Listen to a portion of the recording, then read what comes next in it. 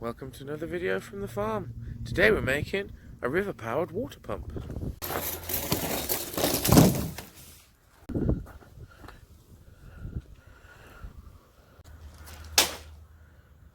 Okay then, so we've got all the bits knocking around the farm already.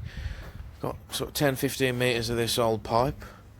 Quite a few of these old barrels. I thought I'd use the worst one just to test it out. And then I had some of these knocking around from when I've done bits to the well. The only thing I went and got was one of these. It's just a sort of swivel hydraulic connection joint, an inch in diameter, but worked perfectly for this application. So the basic plan, we're using a rotating coil to capture water and air to create a pressure wave inside the coil to then push water up the pipe towards where we want to pump it to. I'm going to do that by wrapping the pipe around the inside of this in sort of a spring looking thing. Just a nice coil all laid out all the way down the pipe towards it gets to the bottom. And then I'm going to have a capture vessel on this end, which is going to be a bit of 4-inch pipe with the right sort of diameter connector on, to scoop up water as it comes down, and then as it goes over the top here, catching air, pushing in more water, catching air again, more water, so we end up with a pressure wave of air, water, air, water, air, water, and it forces water along the pipe nicely. So I'm going to be drilling a hole in the top of the barrel here, poking through the one end of my coil and connecting it to this, which I've screwed on a sort of rotating swivel joint here. This is like a hydraulic pipe fitting. It's an inch in diameter. And then once that's all fixed in position, I've got another fitting the same as this, attach that to that, and then onto another pipe with a bit of string around here. Then we've got the basic shape. Once all the pipe and fittings are on, then just going to install some real rudimentary fins on here to guide the water and make it rotate. And have them at that sort of angle, probably like that. Just going to, this is an egg tray, but I'm going to cut some squares of wood and just have them poking over like that. Mount them on a metal bracket at an angle, and we should hopefully get some rotation. Get this thing working. Right then, let's crack on with the build. So I've marked out the centre. I'm going to drill a hole, roughly the right size. It's a little bit bigger than it needs to be, but I haven't got one any smaller. Drill a circle. There we go, guide holes in.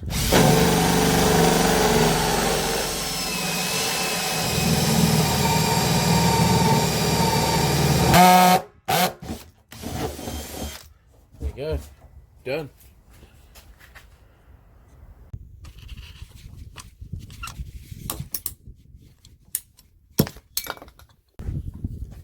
So next then, I'm just going to quickly throw on a 90 onto the end of the pipe, so I can have that straight through the hole like that, butted against there, and then we can start the coil nicely and we don't have any bends in the pipe then. So I've got the pipe coil in. The bottom one was a little bit difficult to get going. I couldn't quite get it done just using the 190, so I'm going to have to hook another one through the hole to connect to the swivel joint. Next then, let's attach on the capture end. Okay, capture vessel's on. Fortunately, this 25mm water pipe I had fits perfectly into the top of this water bottle. So, just had to wrap it with some tape, and as you can see, nice rigid secure connection. So basically then, as this rotates, scoop water, goes around the top, dumps a bit of water out if it's got any left in, catches air, repeat, repeat, and then we end up with the pressure wave of air and water moving down there. Right then, next thing, let's get some fins on the front, get it plugged up, see if we can get it spinning.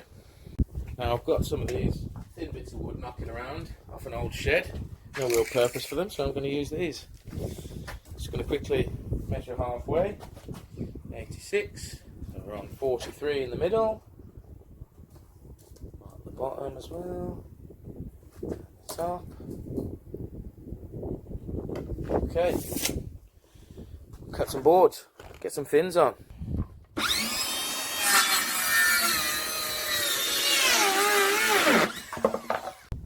brackets to put the wood on. Put them roughly 45 out. We'll attach them with ease.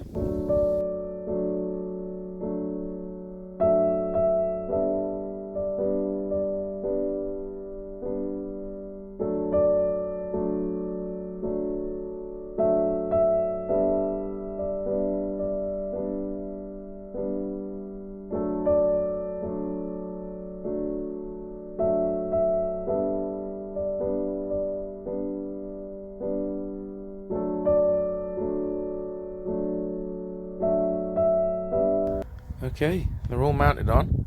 Then all I've simply done is just bent them to roughly 45. Good thing about these metal brackets is they're not too strong. So I'll give that one a little bit more, and this one a little bit more too. And then there we go, we're done. Just need to connect up the 90 to here and then to the swivel joint, and we can go test this out. Okay, so last step. Basically just going to hook the 90s together at the back there, behind here, so the coil's ready to rock and roll. And then I'm going to hot glue this in position here, so it's central, and then minimum vibrations hopefully on this bit, so the centre spins nicely like that.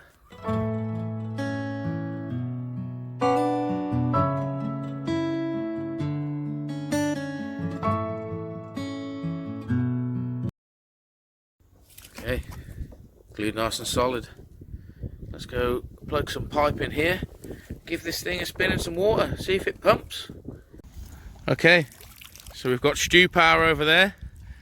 I've got it, what, 3 feet, 4 feet above where it was in the water, and we're pumping. It's working nicely.